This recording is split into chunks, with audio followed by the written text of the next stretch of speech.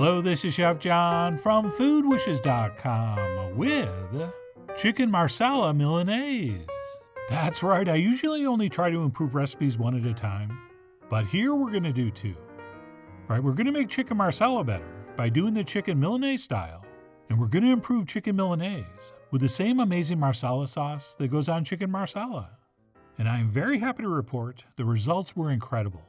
So with that, let's go ahead and get started by pounding out some boneless, skinless chicken breasts between two pieces of plastic, or in my case, a zip top bag that I cut open, which, yes, is a little wasteful, but I really do enjoy the luxury of working with the thicker plastic.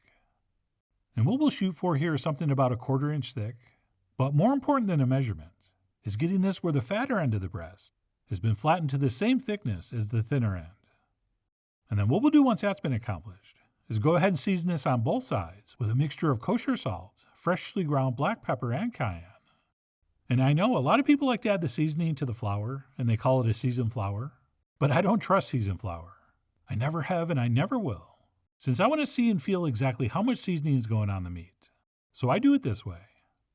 And then once I had my poultry pounded and seasoned, I'm going to go ahead and dust it with flour, which I like to do by sifting it down like this, as opposed to how it's usually done in the classic 3-station breading method, where we have a whole pan of flour, since after we dredge, we have to throw it all away. So with this method, we can just use what we need, and we don't have to waste a whole bunch. And then what we'll do once we're sure both sides have been coated with flour is transfer that to a clean plate, but save the plate we floured on, since we can just brush that off and use it for our breadcrumbs. And that's it. Once floured, the next stop on this breading adventure would be to coat these with egg, which I'm going to do right on this plate with the help of a pastry brush. And once I've poured about 2/3 of it on and brushed it over evenly, I'll go ahead and flip those over and then brush the excess from the plate and whatever else I have left over onto that second side.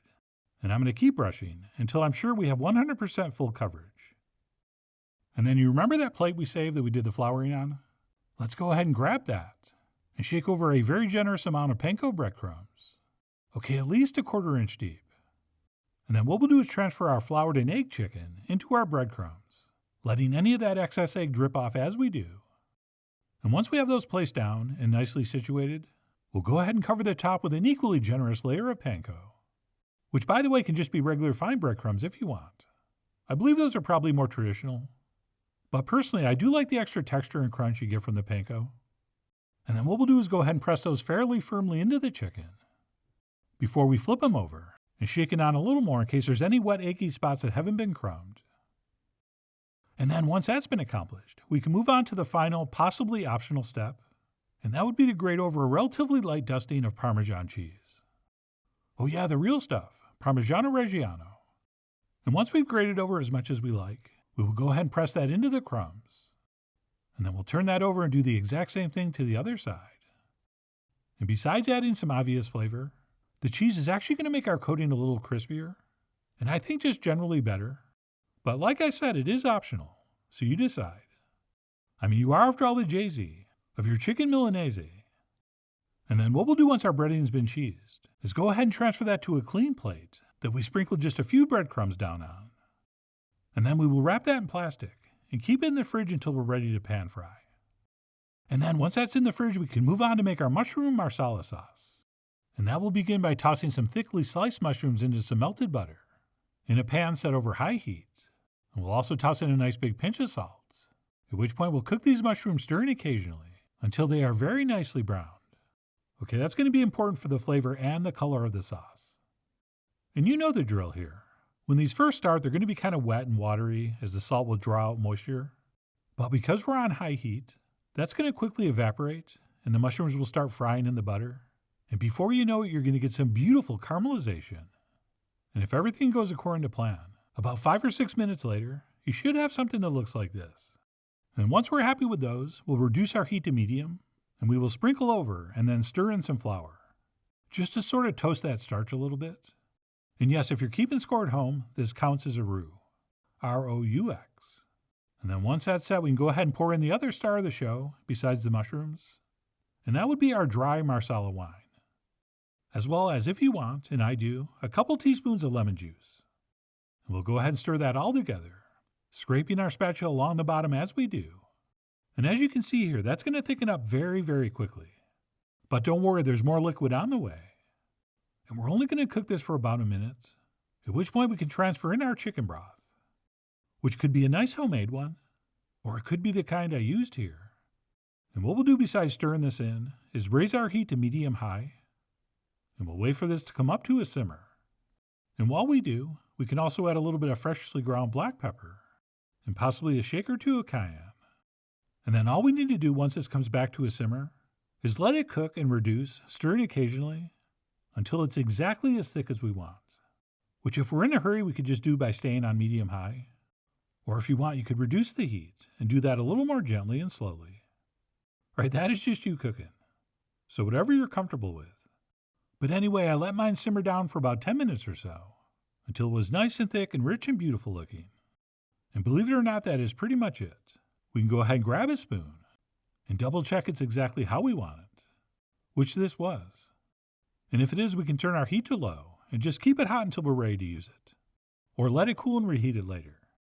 And then if you want, right before we serve this, I like to stir in a little bit of freshly chopped Italian parsley. And of course, we're also going to definitely want to taste it for salt. And that's it. Once our sauce is set, we're down to frying our chicken, which I'm going to do in a generous amount of olive oil, set over medium-high heat. And for filming purposes, I'm just going to do one, but you can do as many as you can fit in a pan. And if you're doing a whole bunch, they do actually hold fairly well in a warm oven. But anyway, once we have that in the pan, and it's sizzling nicely, I like to back the heat down to medium, so that our breading doesn't get too dark and possibly burned by the time the inside's cooked. And as far as time goes, this thing's pretty thin, so we're only going to need about 3 minutes per side, give or take. Oh, and you're only supposed to cook each side once. But once my second side's browned, and I think my chicken is just about cooked, I like to flip it back over to the first side for another 30 seconds or so, since I have a theory that makes it a little crispier. All right, I can't prove it, but I think it does, and that's good enough for me. All right, when you're cooking, always follow your intuition.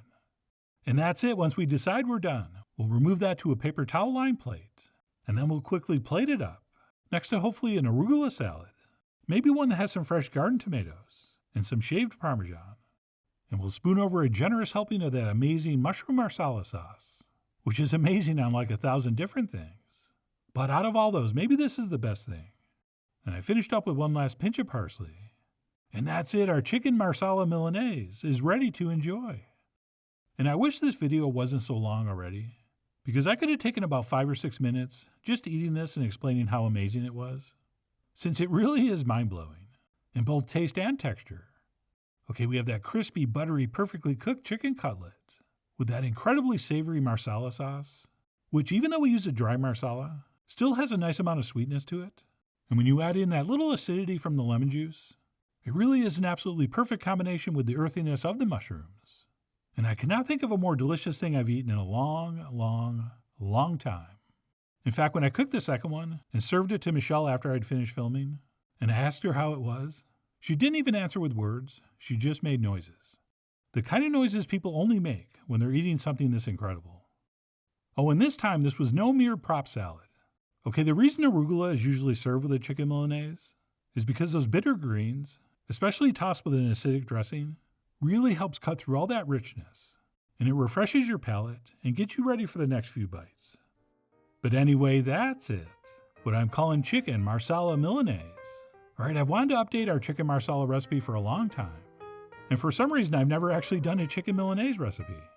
So I decided to save time, I would do them together, and I absolutely loved how this came out, which is why I really do hope you give this a try soon. So please follow the links below for the ingredient amounts, a printable written recipe, and much more info as usual. And as always,